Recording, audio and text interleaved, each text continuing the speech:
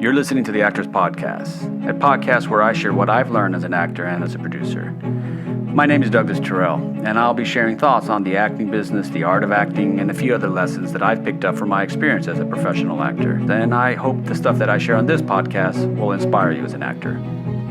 It's nice to meet you, Vanessa. Tell me about Green Girl Diaries. So Green Girl Diaries is a modern day parody web series of the musical Wicked that focuses on Elphaba's time at Shiz University.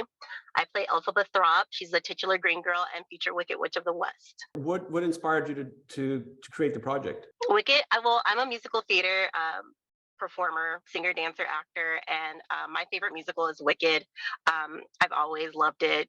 As a Black woman, I always found the character of Elphaba very inspiring, and she always resonated with me as a character. So basically, I go to see it every year. It's in town, and I think in 2018, I was sitting there watching it, and my then boyfriend, now fiance, had gotten me a piece of merchandise. Thank you. He got me a piece of merchandise. It was a pair of sweatpants that said Shiz University on the side, and that's basically the school they go to. And that just kind of inspired me. I was like, oh man, and they're at a school, which I knew, but I didn't think too hard about it, I guess.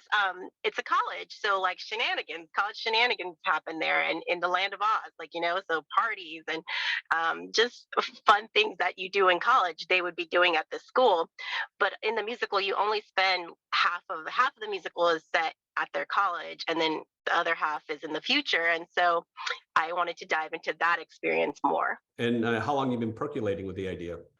I got the idea in 2018, and then 2019, and I think it was late 2018. So once we got into 2019, I had an outline done, and I started working on some scripts. I finished those up, had my first read through mid 2019, and we were ready to go with filming by 2020. Probably February 2020, and then March of 2020, all that happened, and then we were on hold. And as soon as the vaccines came out, we try to stay connected via Zoom, and and we had read-throughs, and luckily I had a great cast that was they would show up frequently and make that happen. So we kept connected through COVID via Zoom, and then once the vaccines came out, we were up and running mid 2021. And what you guys shoot it on? What do you mean? Our cameras are Yeah. What's you filming on? I'm gonna be honest, that's not my forte. I don't know what cameras they used, but I know they're Canon cameras, and I think we had a couple different options. We ended up at the end having about 3 different cameras we used. Tell me about your budget. I mean, what was your budget? What you think your budget was? Because a lot of times in projects like that, as a producer, you have a budget, you have an idea for a budget, and then you get into pre-production, you get into actually paying for things. You're like, oh crap, I don't have enough money. And so tell me that journey for yourself. What you think it was going to cost you, and what it ended up costing you? So again, I have a musical theater background, and I think that helps me a lot with my creativity and my budgeting, because oftentimes in theater you don't get a huge budget. And a little bit more of my background is I was in charge of a school program that would go around, and they would be in charge of mounting these big musicals within a school, but you never know at the school what you were going to get. So sometimes I would show up and I would have a stage, but it would have no curtains, or I would have a stage and it would have no lights, or I wouldn't have a stage at all. And with that background, I've gotten really creative of just being within my means. And so I rely on my creativity and my imagination. If I don't have it, I have to, thank you. I have to think of a way. What was your budget though? I didn't have one, to be honest. I took it shot by shot, and scene by scene, and shoot day by shoot day, and whatever we needed, either we found it, we bought it, or we brought it in. And so sometimes it was $50 for that shoot day, or it was oh, okay, we need to spend a little bit more. So we went on location maybe 3 times, and our location that we used to rent was about $300. So you shot inside a studio? Shot inside a studio? Different locations. We use a lot of like apartment complexes. A lot of like we used a location that was an apartment complex that had like a really fun vibe to it. It was like almost like a Google Playhouse. So it gave us like a, because it's a modern day parody. So Yeah. that helped with budget a lot too. So we wanted something kind of whimsical looking, and that locale was whimsical looking. So we would use the clubhouse there, and that cost like $300. So how much you think you spent overall in total? So over like a span of a year and a half to 2 years, I'm gonna say like $3,000 to $4,000 That's with great. food, everything. Yeah. How big was your cast? In the end, the main cast about 10 people. How did you raise your money? Um, we had different producers come in. I'm not the only producer. I Oh, have that's exciting. yeah, I have about 2 other ones, and I mean we for our first this is our first season. We'd like to do a second season. We kept it kind of small and contained, and we just put our own money towards it. Our second season, we would like to get we would like to have things to be much bigger actually, and so we want to do a crowdfunding campaign, and we want to look at people who find funders for it, investors. Oh, well, I think you'll definitely find an audience. I think it's always very compelling when artists create your own stuff, man. Create your own stuff, write your own stuff, shoot your own stuff. And there's always, make people see you rather you begging for people to see you. Let them see your talent, let them see your craft, let them see your work, and then say, oh, you know what, I could probably use Vanessa in this, or I can use Vanessa in that. It's such a liberating thing when you start to create your own projects and you start to shoot your own projects. You realize you have way more power than you thought you did. Right. So I applaud you, and I wish more younger actors. I try to hit that one lesson. Write your own stuff, do your own stuff. Still audition, still play the game, do your own stuff, get your stuff out there. So that's really great. You should be very proud of that. It's a huge accomplishment. Getting anything done, it's a huge accomplishment. Absolutely. Thank you. I appreciate that. And I feel like I'm very proud of it. I'm proud of what we did. Yeah, I'm excited for it. What do you want audience to take away from watching your project? So since we're connected to Wicked, I think the biggest thing in Wicked for me is that like there's nothing really wrong with Elphaba. She's just green, and I think diving into that character more and showcasing that she's just a normal girl. There's nothing wrong with her. Yes, she's green, but like she's more than that. I think that's my biggest takeaway. And just taking people where they are, meeting people where they're at is a big takeaway. That's like the moral of the story, but also I want people to like watch Green Girl and be inspired, because we're not perfect by far. You'll definitely see flaws, but the cool thing about us is that When you say we're not perfect, you mean are you saying that as the characters or as the project? The project. So like the project base are the story base is the moral is like, meet people where they're at, but as a project, we're pretty inspiring because we're not perfect. The production is not perfect by far. Like, you know what I mean? Yeah, but I think people will forgive you. People will forgive people will forgive a good story if it's done on, newspaper. Exactly. So no one's going to judge you. No one's going to judge you by your project's flaws. They're going to try to pull away a story, a lesson, a message. So what's the message? Is don't judge a book by its cover. Basically, yeah. That's an important lesson. I mean, it's an important lesson for everybody. Don't judge a book by its cover, and that's a lesson that I think everybody in this country, in this world, can probably do more of. That's a great lesson. Was it fun getting painted green? It was not as fun as I thought it was going to be. It kind of turned into a grind, which is another kind of thing. Like I thought it'd be my dream to get painted green. I had to do a lot of it myself. So, I mean, I'm sure like, if somebody was doing it for me, then it wouldn't be such a grind, but, it was a hassle. No, it's a lot of work. Honest about it.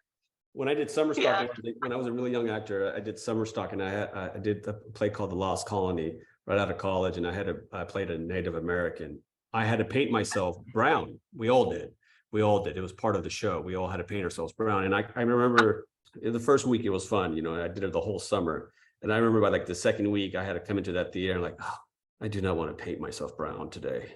You know, and the paint was always like, it was cold. It was always cold, you know, because it was in a big bucket and me and a bunch of actors, Right. you know, we could get in there in our boxers and just start painting ourselves, and we paint each other. And I was just like, oh, I don't want to do this again. And then you had to wash off, and you never really got it all off. And then you had to do it again on Tuesday and Wednesday and on Thursday and Friday and Saturday and Sunday. And you had Monday off. You're It's like, a process. I know that grind of painting yourself. It's not fun.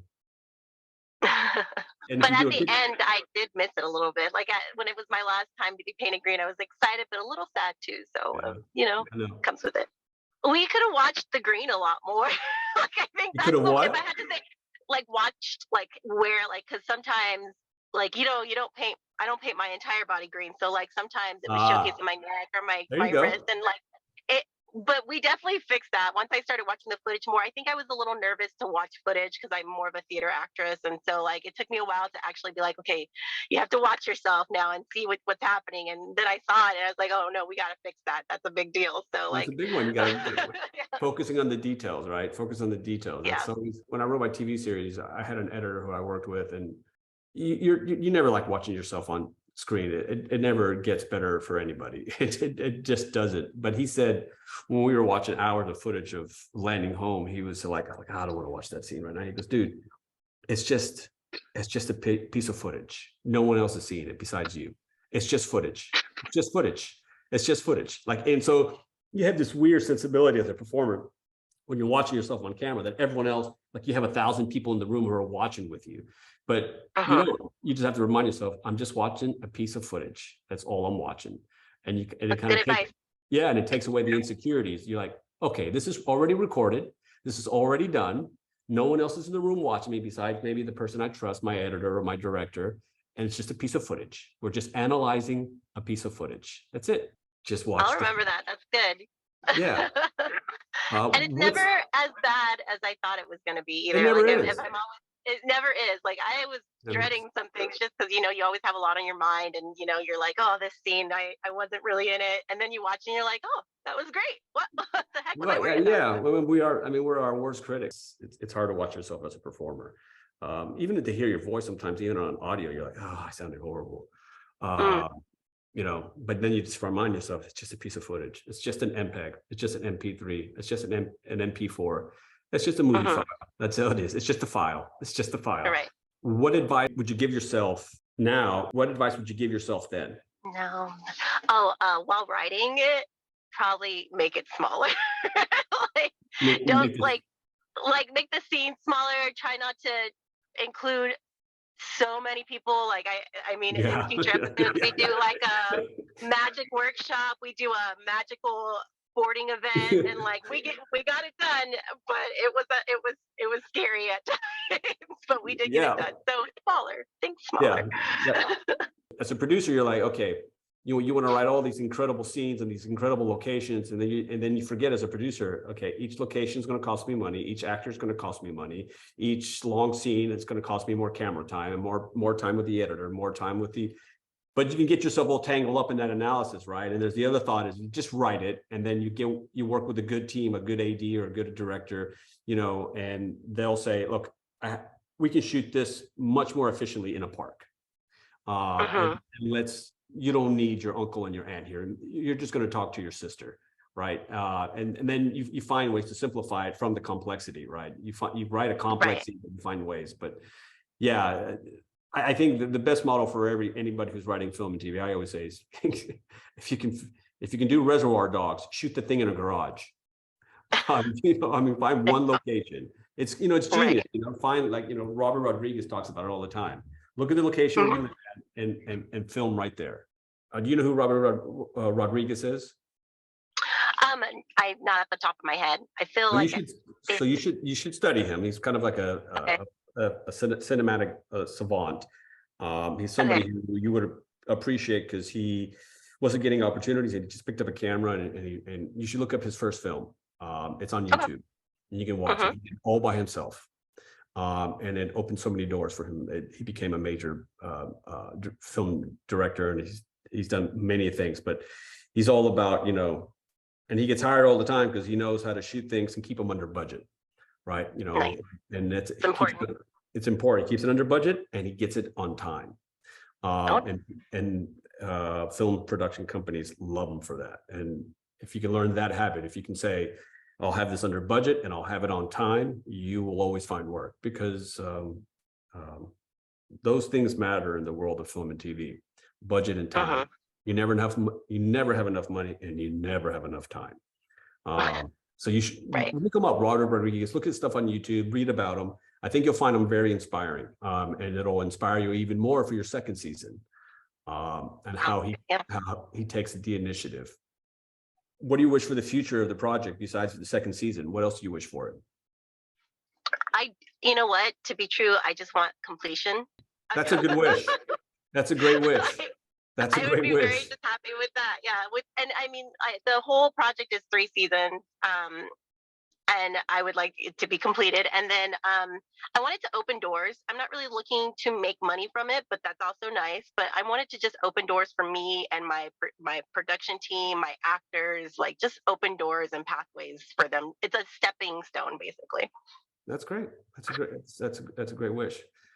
Where do you plan to release it? It's going to be on YouTube only, or you're going to try to get it out anywhere else? Right now, just YouTube.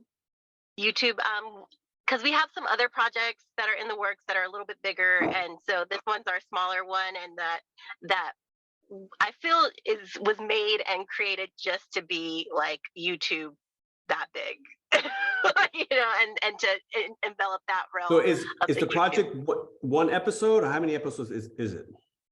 11. 11 episodes. And so when people get on YouTube, how are they watching it? Do they watch? They go to, do you have a YouTube channel or something? We do. We have, it's Gargoyle Media, at Gargoyle Media. We have a TikTok, Green Girl Diaries on TikTok. We have Instagram, Green Girl Diaries, and Facebook, Green Girl Diaries.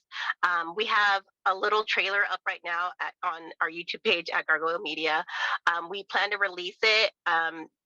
We're going to release the first 2 episodes first, and then we're going to do weekly episodes until it's over. The first season's over. When people watch it on YouTube, does the next episode come up? How can people watch the episodes consecutively on?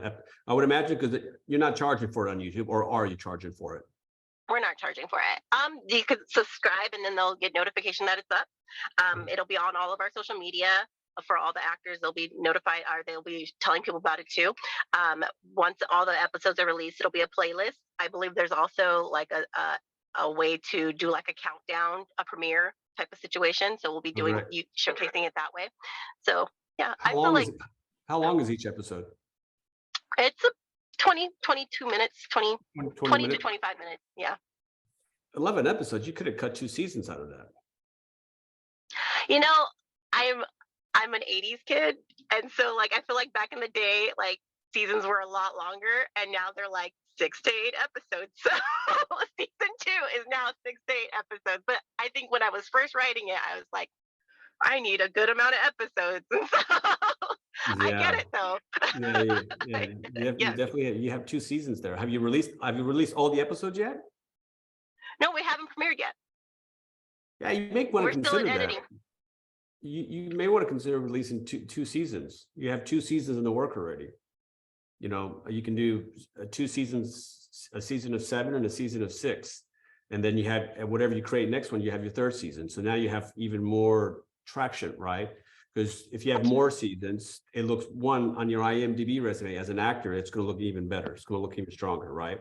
Because you're going to have 2 seasons, right?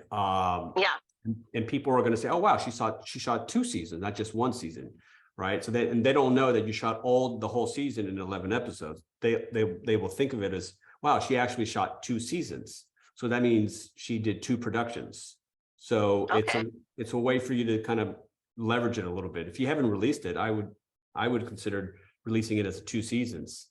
That's a good advice. Yeah, you can make the first season 7, find the most dramatic cliffhanger you have between episodes 6 and 8, where you can say, this is where we're going to jump off at, right? And we say season 2. And then you get people going, oh, what's season 2 about? You know, and then you're like, we're ready to go. And then you can create a trailer for your season 2 based on the next episode. So now you have 2 trailers, 2 projects, 2 seasons on your IMDb and on your project and on your resume as an actor, because then you can put Vanessa Evans, 2 seasons lead, Green Girl Diaries. Good idea. Yeah, yeah, I didn't think about that at all. Yeah, look at you. It's a really amazing idea. Thank you. Yeah, yeah. And that'll give you also some, it gives you some, space, some breadth of protection. That's what I'm looking for. It just gives you more time to kind of prepare yourself for more production, more marketing. You know, you don't have to be so focused on season 2.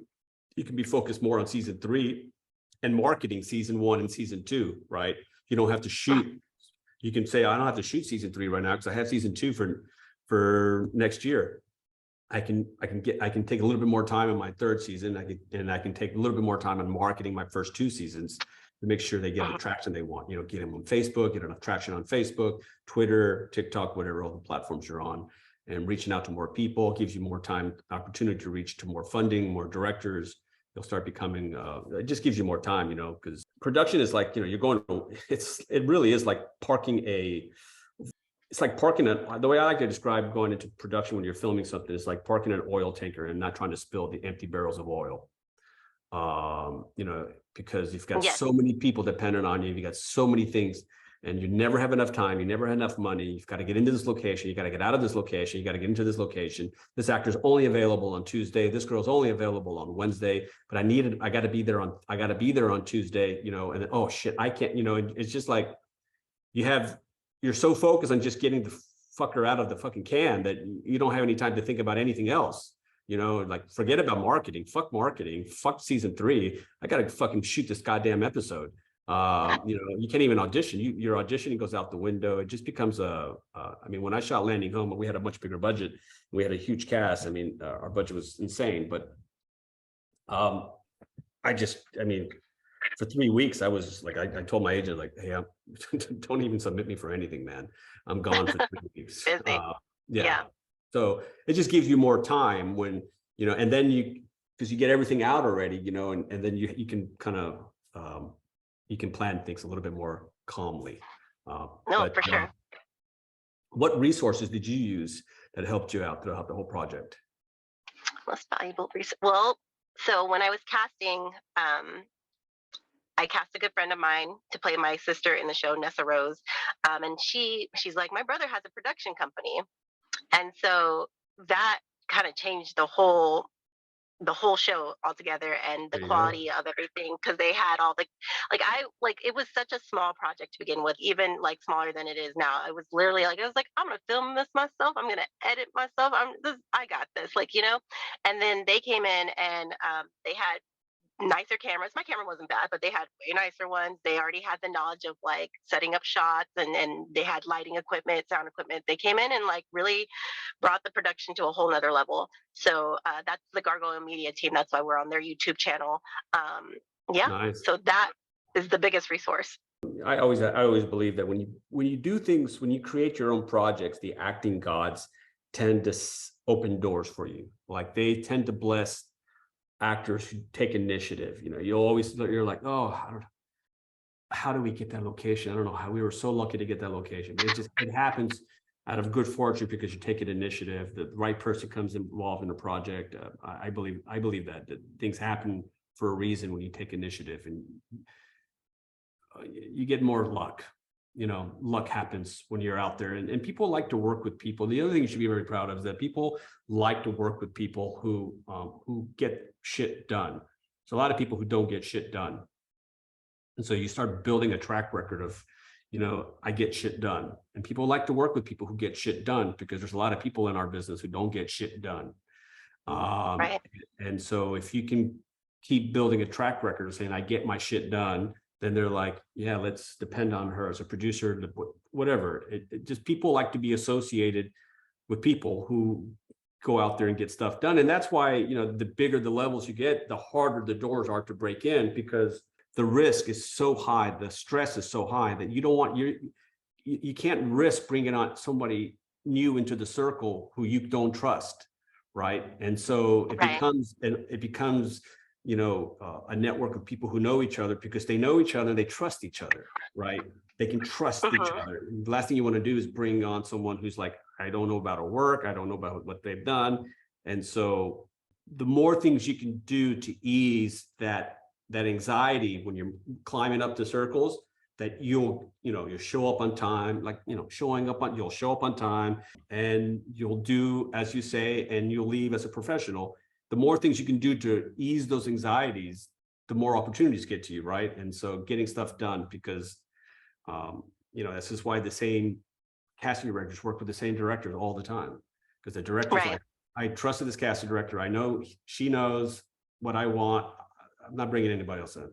This is why I always say in a production, you have to interview everybody. I mean, even the makeup person. There is Mhm. nobody you bring into your family without interviewing them. I mean, you just have to. Right. Biggest advice I could ever give to any creator who's creating a project is like, you interview fucking everybody. I mean, everybody, because you just don't know who's going to be that weirdo. You just don't know. And they may sound great on paper, and they may write great emails, but until you meet them on person and shake their hands and have a cup of coffee with them and find out who they are, you don't know, Mhm. because the chemistry on a set, as you've learned, is so fragile. And It is. it just takes one bad apple to completely shake it all up. And that's why you'll still always have issues on set, but the more you can interview everyone and bring everyone on who you feel comfortable with. I met Doug. He's cool. He's professional. He's got a good resume. We had a cup of coffee. He had good ideas. I think he'd be great. Great. Right. And I met Vanessa. She'd be great. When I ended for Landing Home, I interviewed everybody. I hired a different makeup producer that I did from an indie project, because the makeup producer, the people were referring me to, she couldn't get on. She wouldn't. Every time we had an interview set up, she would always cancel on me. So Mm. I got already bad vibes. I'm like, whoa, is she going to show up on set? I mean, I gotta have my makeup person on set. I can't have someone who's not on set. And so you start reading through the tea leaves, how they behave, and you can read that, in an interview. You can't, if you just say, oh, well, Doug recommended, Joe Lewis for, sound, you better meet that sound person. You better meet that Right. sound person, because he may not show up on set. I agree Uh, completely. yeah. What words of wisdom would you give someone who had an idea, who was going to create a project and has no money, but wants to do something like what Vanessa just did? So I would, first thing, like, to keep in mind is just start. I think wherever you're at, just start. Second thing to keep in mind is kind of assess your situation. Like, if you have no experience or anything like that, just kind of like meet yourself where you're at. Like, okay, I don't have experience. Maybe I should take a class in this, or dabble in this, or meet some people in this area. Um, then I would set your standards, like where you're at. Like, of course, be realistic. Like, if you don't have a big budget, be like, okay, I don't have a big budget, but I think I can do this. Like, I want to set my standards here. Like, whether that's like, on YouTube, or just creating something for fun or anything like that. Just set your standards, and be like, this is where I'd like to be. And then be flexible. After that, like, you're gonna start casting and things like that, and people are gonna have scheduling issues, and you just have to be, I think, as in a whole, as a director, producer, actor, anything creative, you have to be flexible, and um but keep your standards. So just like, be understandable, but just make sure you fight for your standards that you've set for But yourself. tactically, what would you tell them? If I came to you, Vanessa, I have no money, um, but I have an idea. I have an iPhone. I've got an iPhone. I have a story that I wrote. What would you say for me to? And as I said, I wanted to create it. I want to do something like you did. What would you tell me to do? I would say, get your friends together, read through it, get some opinions and things like that, thoughts and opinions. If you feel like those are some valid opinions, maybe rewrite it or go for it. Then if But what would I shoot it on? you have your iPhone, I would start there. You can also be like meet your friends and see if they have anything that they can want to contribute, or if they want to be a part of the project. If you can inspire them to be to want to be a part of your project, you can go from there. And they once you, it's all kind of about energy too. Like I feel like you were talking about that a little bit. Once you start like putting out the energy and the intention out there, you'll people will show up, things will happen, and they'll just kind of fall into the right spots. And so you don't like, if you have your iPhone and you want to do something bigger, put out that energy out there and into finding a better camera, and it will come to you in a certain way. And if it doesn't, there's nothing wrong with an iPhone camera. Like get started, just start creating, It's because you'll not. learn from it, and things will get better and better and better each time. That's great advice. I would just add, grab your camera, grab your iPhone and shoot it on your iPhone and get it on your iPhone.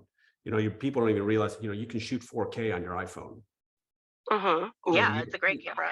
So you don't, I mean, we shot it on an Alexa, and you don't need an Alexa, you don't need a Red. You can grab a tripod, put your iPhone on it, set the settings to 4K or 2K, and you can shoot cinematic. And then you can find a good editor and then send it to them, and they can cut it for you. I mean, there's so many opportunities for young artists to create their own projects, to follow a Vanessa Evans, that there's really no excuse for anybody to say, I don't know what to do. You have a phone. There's so many opportunities now. And then, once you shoot something on a phone, you get it on YouTube, you have an IMDb credit. So people don't realize that. So you can already you can start building your IMDb resume. So shoot it on your phone. And there's a great app called Film Pro, and it shoots 24 frames per second, and you can do, my editor also, I think what's it called? It's called Filmic Pro, for people who are listening. Filmic Pro, FILMIC, new word, Pro, Filmic Pro. It shoots 24 frames per second. It's an app. It looks unbelievable cinematic. I mean, I shoot all my self tapes on Filmic Pro. It looks like you're shooting on a cinematic camera. It's unbelievable. You can do pickup shots on your iPhone through that app. So like if you're like, oh shoot, man, I really need this shot. And what the benefit, what you have is, like, if you need yourself in green for whatever, I don't know, like I really need this moment here. I don't have this moment. You can paint yourself in green again, have a couple breaks, and then paint yourself in green, and then grab that app, and you can shoot cinematically 24 frames per second, and you have pickup footage. I just love watching people create their own stuff. I just think it's it's so fun to watch what people do, what they do with monologues. I found a guy who did he was doing Shakespeare monologues, and the way he was cutting his Shakespeare, he was just himself. He was just doing Richard III, but he was cutting them in such a fucking phenomenal way that I was captivated by it. I was like, fuck, it's like I'm watching a movie, and I'm just watching one dude. He had close up of his eyes, and he had close up of his hands, and now is the winter of our discontent, and you would see a side profile, and then it was just like, it was phenomenal. I was like, and it was on YouTube. It was on fucking YouTube, and I was like, that's so creative, man. I could easily consider this dude for something. I would first interview him, make sure he's not a crazy man. Yeah, absolutely.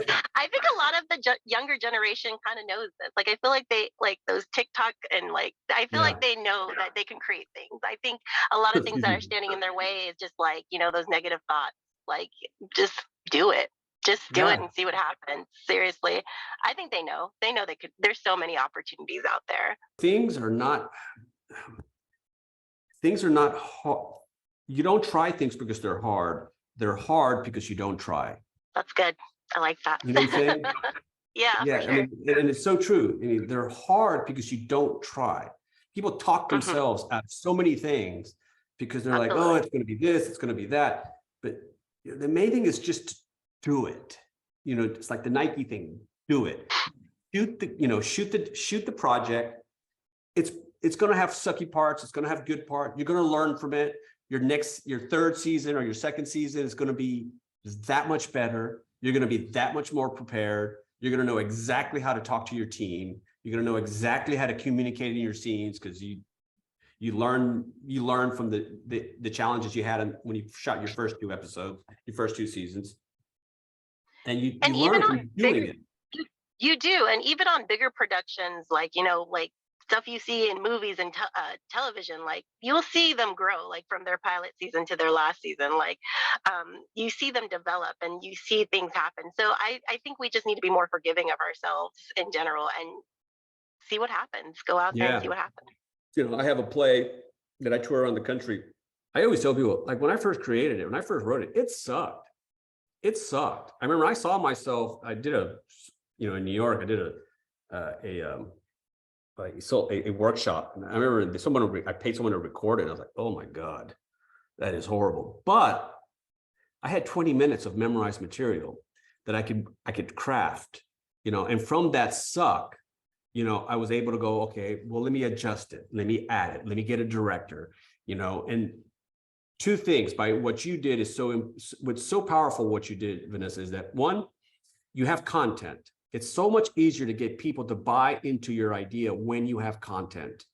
Getting people to buy into an idea without content is like, it's so hard, because they're like, they don't get it because they can't see it. And 2, they don't know if it'll ever happen because it hasn't happened yet. So they don't want to buy into it, right? But if you're like, hey, I've got this project, I'm looking to blow it up.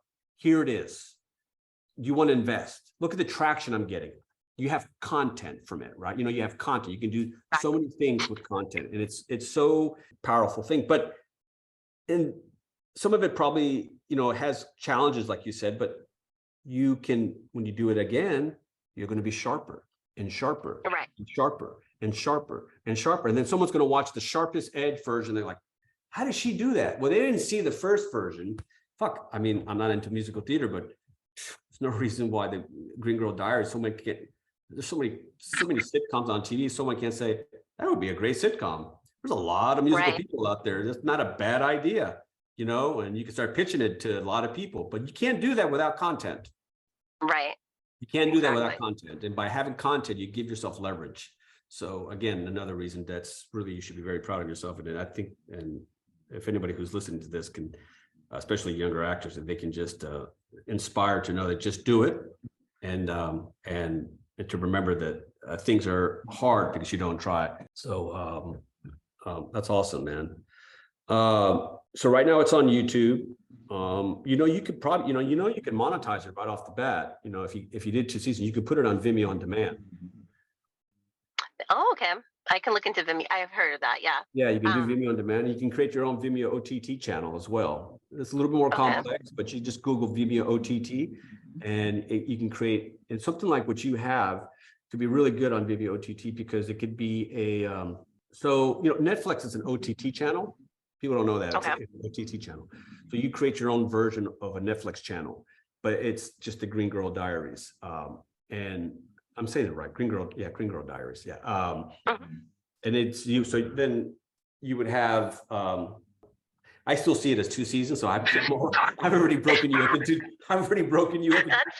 As a producer, I'm like, this has to be 2 seasons. You have to do it as 2 seasons. You have 2 seasons. You can't release 1 season of 11 episodes, but as 2 seasons or as whatever, but you would have nothing but your episodes. There's nothing else competing with your content. And that's the beauty about an OTT channel, right? People come to your channel, right? And they only see your stuff. And the challenge with YouTube is, right, you could be the competition, you can go from watching the Green Girl Diaries to watching someone uncork a bottle of wine.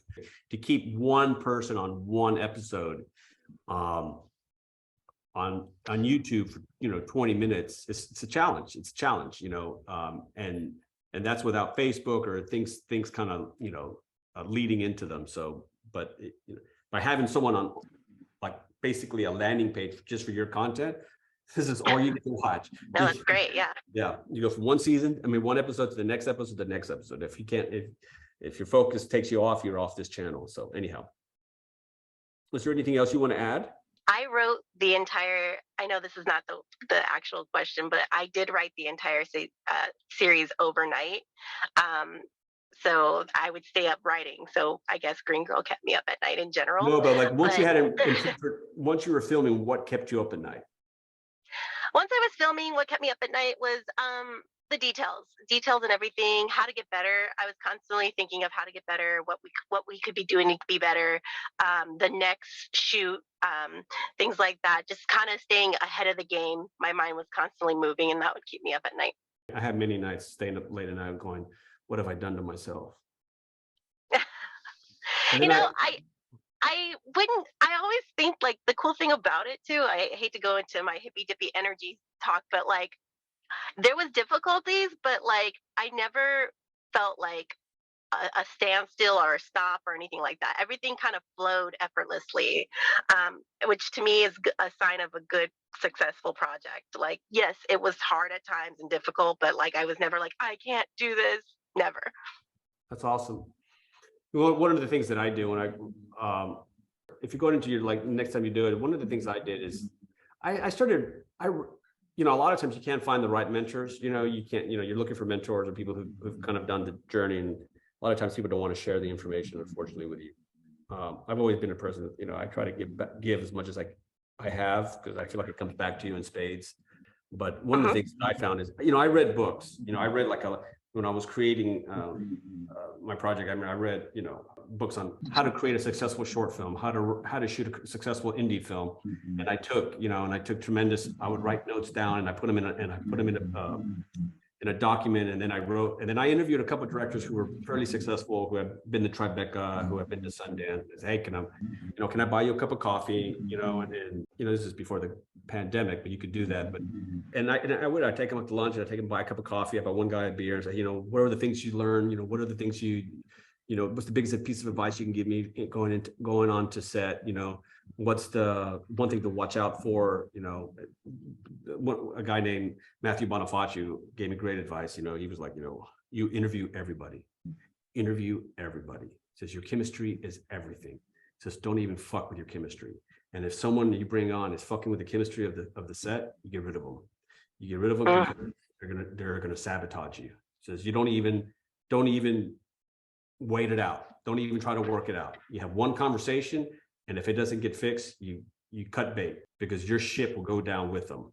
And it was really good advice. And I had a couple of instances where I had to do that, but you learn. And then the other thing he said, which was another good advice, you know, he says, no matter how stressed you are, no matter how worried you are, when you come to set, you say good morning and hello to everybody, even the prop master, everybody. Everybody, you say, hey, how you doing? You know, what's up, Vanessa? How's your day going? He said, what you don't realize is that you're the captain of the ship. You can never let them see them you're stressing, even when you are stressing. Even when someone just came up to you and goes, hey, man, Vanessa, you've got 30 minutes to shoot in this place and we're out of here. The owner of the bar or the owner of the place is kicking us out. You have to stay calm under. You can't go bananas, because he said, like, once you go bananas once, it's really hard to get your team to trust you again. They're like, oh, she goes bananas a lot. And then it's easier for people, you know, people will work. The thing that I learned, you know, producing is that people will work for almost no money if they're respected and if they've bought into your vision, you know, and you can't really get people to bite into your vision if you're always like a neurotic nutto, you know what I'm saying? Like if you're always neurotic and you're always stressed and you're always yelling and you're always screaming, people are like, look, it's not enough. You ain't paying me enough money. Now, if you're paying someone a lot of money, then they'll put up with your neurosis. They'll put up with it. You know? They'll put up with it. You know, this is what she does. If she comes in yelling every morning, just collect a check. But, you know, for the most part, you know, none of this is being done for a lot of money. And so by you always staying calm, always saying hello, have a good day, you know, great rap guys, always being the rah team leader. You know, I was a great shoot, guys. See you tomorrow. Thank you so much. Making sure that you say goodbye to the prop master, to every single person, man. Anybody who's working for your vision, you say thank you and have a good day and have a good night. It does wonders for the morale of the whole project. People come back the next day because, you know, on projects that aren't a lot of money, it's really easy for people to say, yeah, I decided I'm not coming back tomorrow. You know, people just find other ways. They quit. They just quit, you know, and so read some books, get some lessons from there, put them in a document, interview people who have slayed the dragon before you have, and ask them, what did you learn from it, and even if it's just an email, like, oh, I can't meet for lunch, I can't meet for coffee or whatever, you can send them a question, say 3 things to do, top 3 things not to do. Another director said, he said, your homework as a director is your number one thing as a director is to storyboard your film. So if you're a first-time director, you have to story. Now that was his philosophy, and I followed it, and it saved me a lot, because when you storyboard your project, you're able, what the shots are, right? Then you come across more confident. You're like, you tell the director and the DP, this is what I want. This is the shot that I want. No, I want, and then the team really enjoy seeing the director who is in charge of the project, right? They really enjoy that, because they're like, okay, this is what she wants. She knows what she wants. What are the 2 things that you don't have enough of? Time and money. Time and money, man. So the more efficient you can get with those 2 things. So if you storyboard your project, you storyboard your scenes, and I always tell people, it could be a pencil sketch. It doesn't have to be an elaborate storyboard, just pencil sketch. So, Right. A movie is not a play. They're pictures. Each scene is a picture. And so you're lining up pictures by pictures, right? And that's what plot is. Plot is a bunch of scenes put together, edited together to create a plot. But you're shooting pictures of a scene, multiple pictures for a scene. You're doing that you're doing that 11 times to create 11 episodes, right? And that is your whole storyline. But a storyboard, when you go into storyboard, like, this is a story, these are the shots we have to get. We have to get this shot, we have to get this shot, we have to get this shot. This is when I slap my boyfriend after I find out that he's been cheating on me. We got to get that shot. If I don't get that shot, this whole scene goes out the window, right? So the DP is like, okay, let's shoot that first, because we only have this location for an hour and a half. So we got to make sure we get this shot first. Okay, first scene, you're gonna slap him, right? Okay, we got that in the can. Now the rest, more bonus, right? We can play around, right? But that storyboard allows you that gives you more flexibility. I've always thought that. So I always say for directors, your homework as a director is to storyboard your film. That is your homework as a young director. Storyboard your stories. And there's a lot of, you can hire storyboard artists out there. There's a lot of people out there who'll do it for very little money. And in my blog, I have a blog. You can look it up in there. You can see the storyboard from my start. I pencil sketched it, and then I went out and hired a professional storyboarder, and he did the whole thing. He was phenomenal, and that was a great piece of advice, because when I came to set, I knew exactly what I wanted. And then I would watch scenes on TV. I would watch a bar scene in Fences with Denzel Washington. Like, well, that's my bar scene. That's the bar scene I want. That's where I want the camera. I want the camera here. I want the camera there. So I pencil sketched that, and I said, okay, this is the shot we want. I want a shot from here. Then I want a front shot with us 2 right here. Then I want a side shot right here. So the DP, okay, we got 3 shots. Okay, we know how to set it up. Boom, boom, boom. Good. And then you get, how about a dolly shot? Because then, the DPs are also creative. You forget, as an artist, when you write a story, you basically you've created a hat, but then the DP wears it one way, and the costume person's going to do something else to it, and then everyone is going to be touching the hat, and you have to let people touch the hat, So the DP's like, let's do a dolly shot coming into you this way. Oh yeah, can we do a dolly shot? Yeah, it's easy. We do a dolly shot, right? And then, yeah, I like a dolly shot. I didn't think about a dolly shot, but I didn't write a dolly shot. But let's do a dolly shot.